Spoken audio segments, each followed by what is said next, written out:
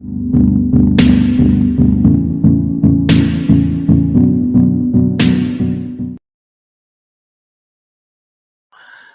का जब पालन पोषण यहां मेड़ता के अंदर हुआ था, दुद्धा जी जो थे भगवान कृष्ण के बहुत बड़े भक्त थे। किसके भक्त थे? तो घर में जैसा माहौल होता है वैसे बच्चे हो जाते हैं ना। अपने घर में शिव जी की पूजा हो रही है तो अपना शिव जी के प्रति अट्रैक्शन रहेगा, विष्णु की पूजा हो रही है विष्णु के प्रति। अब मीराबाई के घर में कृष्ण भगवान की पूजा हो रही है तो मीराबाई को कौन से भगवान अच्छे लगेंगे? कृष्ण।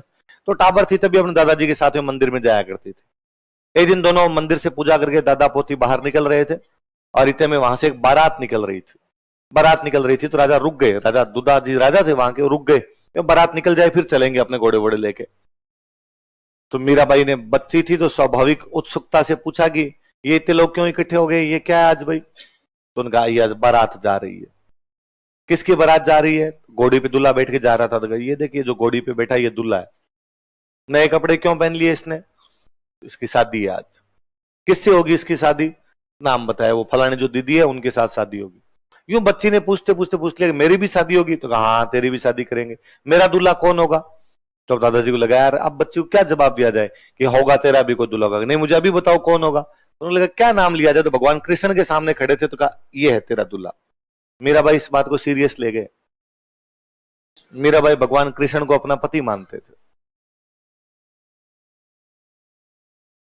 शादी हो गई, यहां मेड़ता रहे तब तो ठीक है, भगवान कृष्ण वाला माहौल था, घर के अंदर पूजा करते रहे।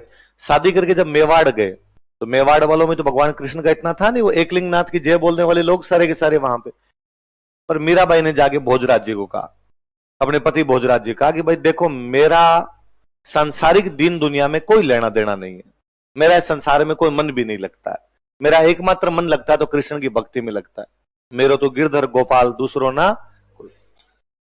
तो मैं ये कृष्ण भक्ति करना चाहती हूँ, क्योंकि अब संसार में जन्म लिया एक मानव के रूप में आई हूं, इसलिए शादी ब्याह ये सब काम भी करना ही है, लेकिन फिर भी ये कोई गृहस्थी मेरे संसार में मेरा कोई है नहीं विश्वास ज्यादा। भोजराज बहुत भले आदमी थे, भोजराज जी ने कहा कोई दिक्कत नहीं, आप तो अपने भगवान की भक्ति किया करो, आपको इन सांसारिक चीजों में पड़ने की भी आवश्यकता नहीं। तो उन्होंने खूब सपोर्ट किया मीराबाई को।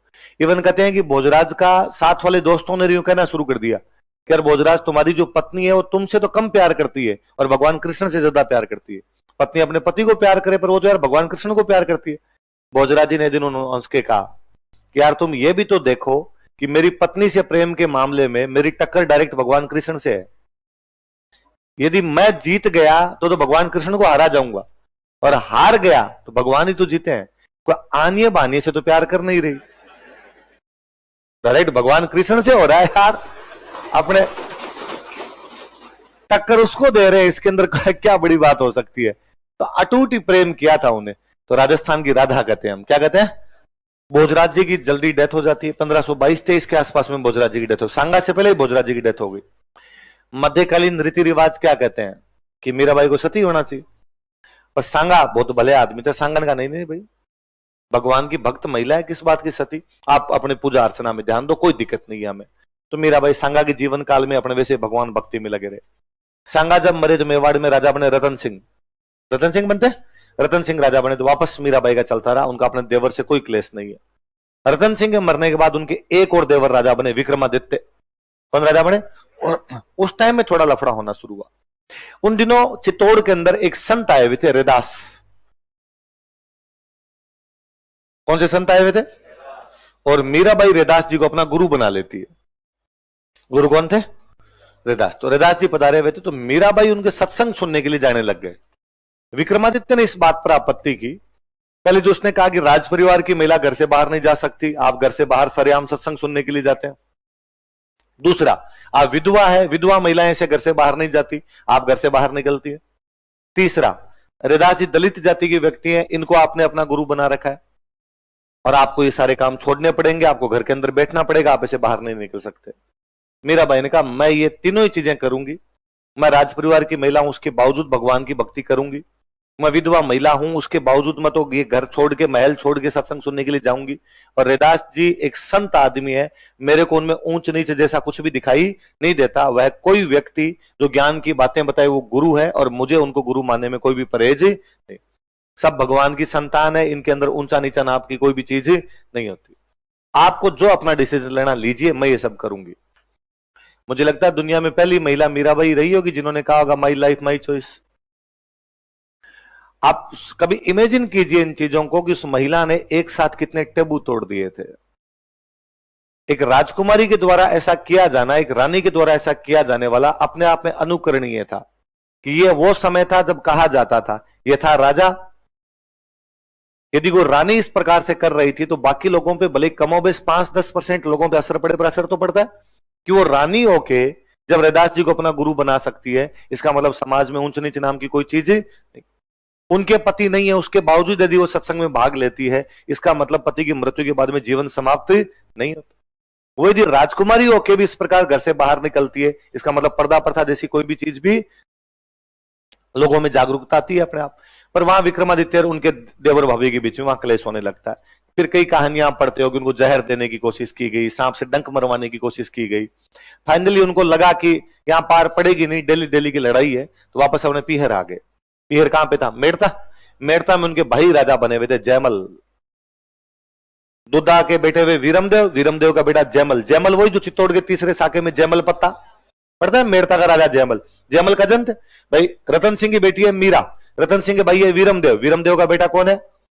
जयमल। तो काका चाचा ताऊ के हो गए आपस में, एक की बेटी हो गई मीरा और एक का बेटा कौन हो गया? जयमल। या वापस जयमल के पास आ गए। जयमल खुद भगवान कृष्ण के बहुत बड़े भक्त थे। यहाँ कई दिन रहे और फिर एक दिन जयमल को कहा कि जयमल मुझे तीर्थ यात्रा करने के लिए जाना है, भगवान कृष्ण के जो बड़े बड़े केंद्र थे वहां जाना चाहती हूं मैं। वृंदावन जाऊं, मथुरा जाऊं, गोकुल जाऊं, द्वारका जाऊं। राजा की बहन किसी बात की इच्छा प्रकट करे, वो इच्छा पूरी ना हो, फिर किस बात की राजकुमारी? जयमल ने कहा ठीक है पधारिए आप, साथ में इन महिलाओं को और ले जाओ, थोड़ी बहुत ये भी तीर्थ यात्रा करके आ जाएगी। सेना भेज दी साथ में। यहां से बरसाना गए, मथुरा गए, वृंदावन गए। कहते जब वृंदावन गए तो यहां पर एक संत हुआ करते बहुत बड़े उस समय, रूप गोस्वामी जी महाराज। कौन थे? मीराबाई जब वहां पहुंचे मंदिर के अंदर तो कहा कि भाई रूप गोस्वामी जी महाराज को बुलाओ और पूजा करें यहां पर आके। रूप गोस्वामी जी महाराज वहां पूजा अर्चना किया करते थे। रूप गोस्वामी जी महाराज ने उन दिनों में कसम खा रखी थी कि मैं किसी भी महिला का मुंह नहीं देखूंगा। तो वो सुबह सुबह पूजा करने जाते, तब पर्दा लगा के पूजा करते, चुपचाप अपने कमरे में आके बैठ जाते। फिर मंदिर में महिलाएं भले आ जाओ, पर वो कहते मैं जब तक पूजा करूं कोई भी महिला आनी नहीं चाहिए। मीराबाई गए तो मीराबाई ने कहा भाई रूप गोस्वामी जी को बुला के लाओ। तो गए जाके और जाके रूप गोस्वामी जी को कहा कि भाई मीराबाई आई हुई है और आपको पूजा के लिए बुला रही है। उन्होंने वापस कहा कि भाई मीराबाई को जाके कह दो कि मैं किसी महिला का मुंह नहीं देखता, इसलिए मैं नहीं आऊंगा। मीराबाई को आगे चले चपाटों ने कहा भाई नहीं आना चाहते। उन्होंने कहा रूप गोस्वामी जी को मेवाड़ की रानी आई है, मेड़ता की राजकुमारी आगे पूजा करे चुपचाप। और किस बात का क्या करे रूप गोस्वामी जी कि मैं महिला का मुंह नहीं देखता? तो उनको जाके और कहो कि मीराबाई ये मानती है कि दुनिया में मर्द है कि भगवान कृष्ण, बाकी सब लेडीज है। मीराबाई को और किसी में पुरुष नजर आता ही नहीं है, इसलिए रूप गोस्वामी जी मीराबाई के सामने आप भी महिला ही हो और चुपचाप आ जाओ यहाँ पे। उन्होंने जाके बाद में कहा कि उसका मानना है कि तुम तो खुद ही महिला ही हो और आगे पूजा कर लो। रूप गोस्वामी जी महाराज ने आगे दंडवत प्रणाम किया था कि किसी की नजरों में यही साबित हो जाए कि केवल भगवान कृष्ण ही है सब कुछ, बाकी में मुझे और कुछ दिखाई नहीं देता है, इससे बड़ी भक्ति तो और क्या होगी। बाद में मथुरा वृंदावन घूमते घूमते चले गए द्वारिका। द्वारिका जाने के बाद में अपने जो साथ वाले थे उनको कहा तुम तो मेड़ता जाओ, मैं थोड़े दिन यहाँ द्वारिका रहूंगी, बाद में आ जाऊंगी। वहां द्वारिका में रहने लग गए। कई दिन जब हो गए तो जब मीराबाई नहीं आए, उस साल मेड़ता में बहुत भयंकर अकाल पड़ा। 1533-34 के आसपास की बात है। मेड़ता में भयंकर वाला अकाल पड़ गया। अकाल पड़ गया तो जयमल पंडित जी के पास गए किसी, और जयमल ने पंडित जी को जाकर कि पंडित जी अकाल पड़ गया, क्या कारण है, कोई तरीका तो बताओ, बरसात हो, लोगों की खेती नहीं होगी, किसान भूखे मर जाएंगे। पंडित जी ने जयमल को कहा कि जयमल जिस जगह को छोड़ के मीराबाई चली जाए वहां भगवान राजी कैसे होंगे? तो मीरा को वापस बुलाओ, भगवान वैसे ही राजी हो जाएंगे, बरसात वैसे ही हो जाएगी। जयमल को भी याद आया कि यार बहन को गए हुए कई दिन हो गए, वापस बुलाना चाहिए। 5 पंडित जी भेजे कि जाओ द्वारिका से मीराबाई को वापस बुला कर लाओ। वो जिद करेंगे मैं नहीं चलूंगी, पर मुझे नहीं पता कैसे न कैसे करके उनको वापस लेके आना है। पंडित जी गए, उन्होंने मीराबाई जाकर कहा भाई मीरा वापस पधारो, जयमल आपको वापस मेड़ता बुला रहे हैं। उन्होंने कहा कि नहीं, अब अंतिम समय नजदीक, अब ज्यादा जीऊंगी नहीं मैं, और मैं अब चाहती हूं कि भगवान कृष्ण के चरणों में मर जाऊं। तो आप वापस जाओ और आप वापस जाके जयमल को दो कि मीरा नहीं आ रही। उन्होंने कहा कि बिना आपको लिए वापस गए जयमल हमें नहीं टिकने देगा, इसलिए या तो आप चलो वरना हम तो खुद ही भूख हड़ताल पे बैठे हैं, आप मरोगे आपसे पहले हम मरेंगे। मीराबाई को लगा कि पंडित जी भूख हड़ताल पे बैठे मर गए तो ब्रह्म हत्या का पाप और लगेगा फालतू, ब्राह्मण मरने का पाप तो डायरेक्टली नरक में भेज देगा, क्या किया जाए? तो मीराबाई ने उन पंडित जी से कहा कि पंडित जी रुको तो एक बार, जब आप इस जिद पे आगे भूख हड़ताल की तो मैं चलने के लिए तैयार हूं, मैं एक बार भगवान कृष्ण के हाथ जोड़ के आती हूँ, फिर आपके साथ चल लूंगी। ऐसा कहा जाता है कि उन्होंने शायद जाके यही हाथ जोड़े थे कि सांवरिया मैं जाना चाहती नहीं, जाऊंगी नहीं तो पंडित जी यहां भूख हड़ताल करके मर जाएंगे, अब तू कोई रास्ता निकालता है तो निकाल ले। ऐसा माना जाता है कि भगवान कृष्ण की मूर्ति में मीराबाई मिल गई थी, भगवान कृष्ण ने अपनी मूर्ति में खींच लिया था कि मीराबाई की मृत्यु उस मूर्ति में विलीन होने से हुई थी।